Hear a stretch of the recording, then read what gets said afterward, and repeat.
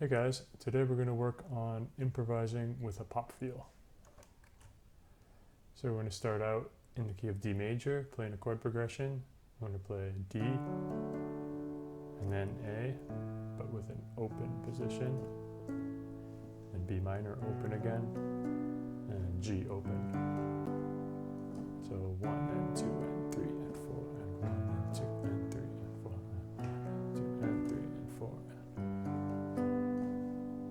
And then in our right hand, we're going to do 2 notes per chord. So you can start by doing 2 chord tones per chord.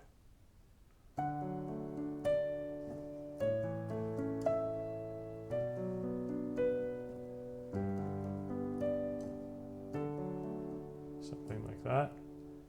And then after, you can next do a note that's not part of the chord. So in the that's not part of the chord, and then the chord tone, and then a chord tone. So the big thing here is trying to figure out where that note that's not part of the chord will go. What chord tone will it naturally lead to? And that's something that I want you to just use your ears to do. There's a lot of different ways of describing kind of some rules or kind of common ways of resolving chord notes, but I want you to use your ear.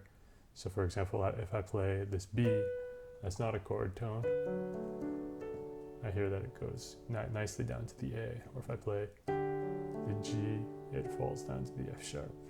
The E goes down to the D. The C sharp even might go up to the D. Those are sort of the common ways, the most common movements, let's say.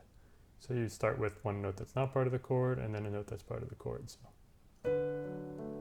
And now we change chords. So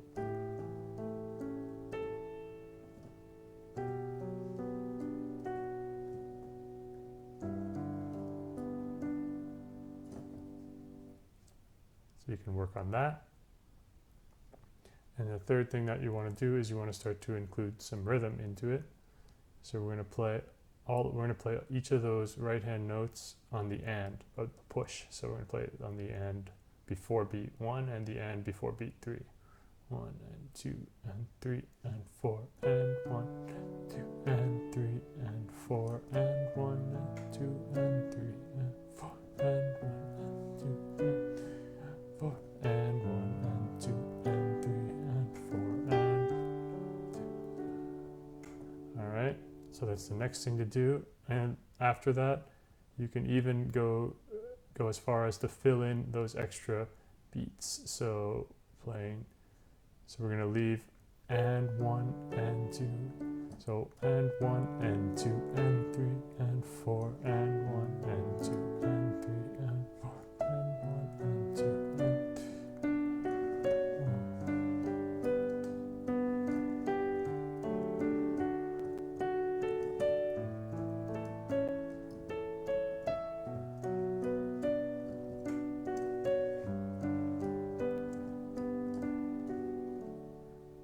And we're filling in those extra beats with the chord tone, so a broken chord. So those extra 1 and 2. So the and of 1 and beat 2 are going to be chord tones. 2 and 3 and 4 and 1 and 2 and 3 and 4. So always chord tones.